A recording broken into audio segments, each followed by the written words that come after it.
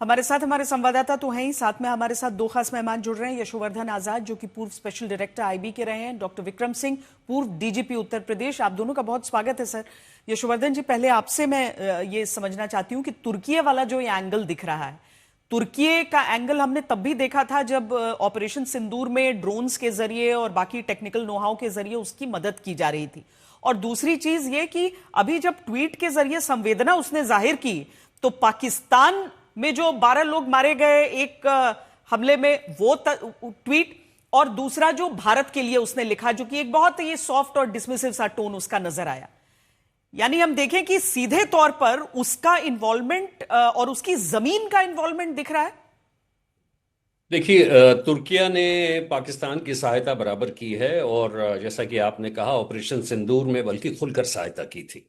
Diplomatic statements भी दिए थे और जो ड्रोन वगैरह की सप्लाई थी वो भी किया था। इस बार आप देखिए, इसमें जैसे मोहम्मद के तार जुड़ रहे हैं, जैसा कि आपके बयानों में भी आया था।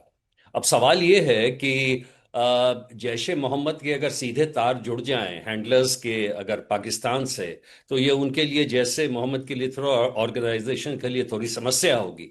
इसलिए अगर ये तार जो हैं अगर तुर्किया के थ्रू जुड़ते हैं तो थोड़ा सा डिस्टेंसिंग, जिसे हम कहते हैं कि वार्ड ऑफ करना सेफ वेपन्स के साथ, स्टैंड ऑफ वेपन्स के साथ, इसलिए शायद किया गया होगा। पहले की सूचना में ये भी आया था एनक्रिप्टेड मैसेजेस के बारे में, क्रिप्टो करेंसी के बारे में। तो टर्की के यहाँ से करना, हैंडल करना ये बहुत इजी है और मैं इसे बिल्कुल ही विश्वसनीय मानता हूँ, क्योंकि इनकी यात्रा वहाँ से हुई है और वहाँ पे जो इनके संबंध स्थापित हुए उसके बाद ही इस पे कार्रवाई हुई है। लेकिन जो एक बहुत महत्वपूर्ण बात इसमें यह है कि इस नेटवर्क का इतने दिन से चलना, क्योंकि इसके जो तार जुड़ रहे हैं 3 स्टेट्स ऑलरेडी इसमें मिल चुके हैं, फरीदाबाद है, JNK है, यूपी है।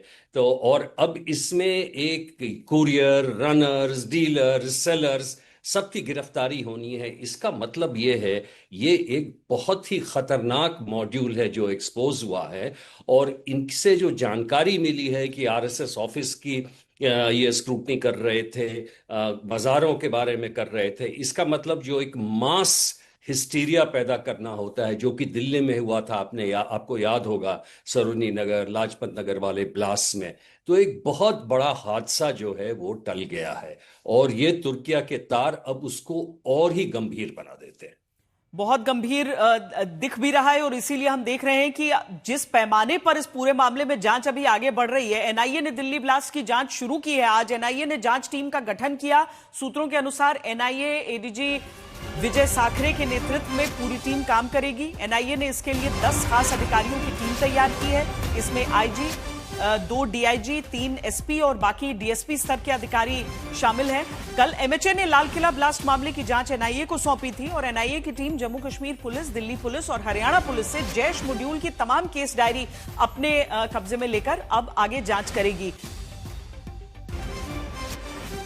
डॉक्टर विक्रम सिंह, जिस तरीके से इस मामले में एक एक परतें खुली हैं, वाकई ये बहुत डराने वाली चीज है। हम देखते थे कि कुछ स्पेशलिस्ट जुड़ते रहे आतंकी के तौर पर, कोई इंजीनियर आपको दिखा, कोई डॉक्टर दिखा, लेकिन यहां पर पूरे के पूरे मेडिकल कॉलेज में ऐसा लग रहा है कि जो डॉक्टर आप देख रहे हैं वहां से कोई साजिश का तार दूसरी जगह से जोड़ता हुआ उसको, ये एक बहुत बड़े पैमाने की प्लानिंग दिख रही है। श्वेता जी नमस्कार, यशो जी नमस्कार। ये डर शब्द जो है ये आप और आपके चैनल को बिल्कुल ही अप्रासंगिक और अशोभनीय है।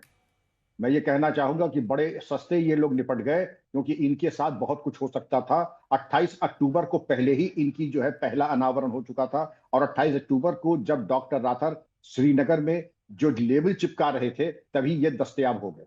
उनसे पूछताछ के बाद में सहारनपुर में मालूम पड़ा कि ये एक अस्पताल में MBBS MD के डॉक्टर हैं और इन्होंने वहां पर निकाह तक किया है और इन्होंने अपना ताना बाना स्लीपर सेल्स ऐसे कर लिए। श्वेता जी, इसके पहले आपने बिल्कुल सही का, तमाम तरीके के आपने स्लीपर सेल देखे थे।